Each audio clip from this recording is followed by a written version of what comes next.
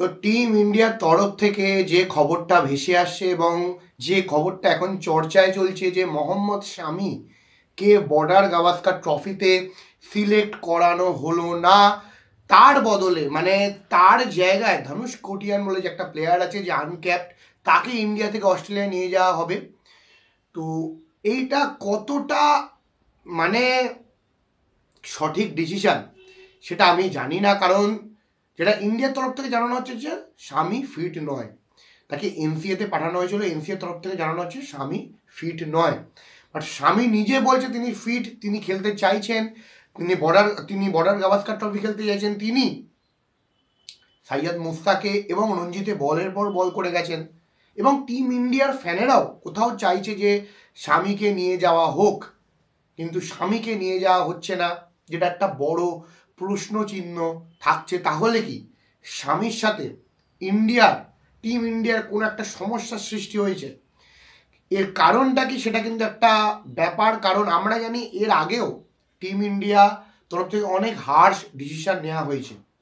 আশ্বিনেরও যে রিটায়ারমেন্ট সেটা নিয়েও কিন্তু প্রশ্নচিহ্ন উঠেছে, প্রশ্নচিহ্ন উঠবেও, যে একটা প্লেয়ার সে যদি জানতো যে সে এই সিরিজের এতেই মাঝপথেই ছেড়ে দেবে বা এই সিরিজটাই তার লাস্ট হবে, তাহলে সেই সিরিজের নামটাই কেন দিল যদি সে মাঝপথেই ছেড়ে দেয়?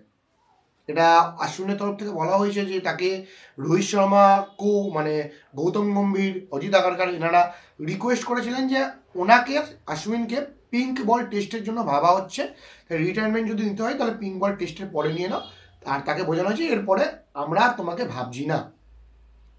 তো এইটাও একটা কিন্তু বড় কন্ট্রোভার্সিয়াল ডিসিশন, যেখানে আমি মনে করি আশ্বিনের এখনও টিম ইন্ডিয়ার জার্সি গায়ে ইন্ডিয়ার ঘরের মাঠে এখনও খেলা উচিত ছিল, কারণ আশ্বিনের বিকল্প ওয়াশিংটন সুন্দর।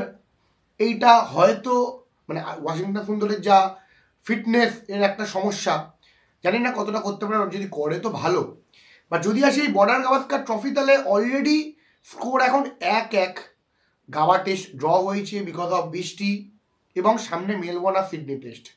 যদি দেখা যায় তাহলে মেলবোর্ন আর সিডনিতে, বিশেষ করে সিডনিতে একটু স্পিনাররা সুবিধা পায়, তো সেক্ষেত্রে আশ্বিনের থাকাটা দরকার ছিল। বাট শামি এই পিচে, মেলবোর্নের পিচে, সামনে বক্সিং ডে, এই পিচে কিন্তু অবস্থা খারাপ করে দিত অস্ট্রেলিয়ার ব্যাটসম্যানদের। আমরা দেখেছি অস্ট্রেলিয়ায় কিন্তু ট্রাভিস হেডের মতন ব্যাটসম্যান, লেফট হ্যান্ডেড ব্যাটসম্যান আছে, তাকে কিন্তু শামি বাউন্সারের পর বাউন্সার মেরে কিন্তু তাকে স্ট্রাগলে ফেলতে পারত।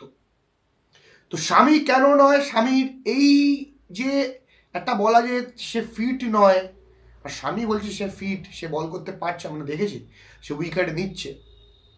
তো এর পিছনে কি কোনো পলিটিক্স চলছে যে শামিকে বাদ দিয়ে দেওয়া হচ্ছে এবং কিছু প্লেয়ারকে সুযোগ দেওয়া হচ্ছে? মোহাম্মদ সিরাজ, আকাশদীপ নো ডাউট, হর্ষিত রানা নো ডাউট ভালো বল করেছে, বাট কোথাও দেখতে গেলে মোহাম্মদ সিরাজ এবং হর্ষিত রানা এনারা কিন্তু মারও খেয়েছেন, অনেক বল তারা মারার বল দিয়েছেন যেখানে ওরা রানও খেয়েছেন। তো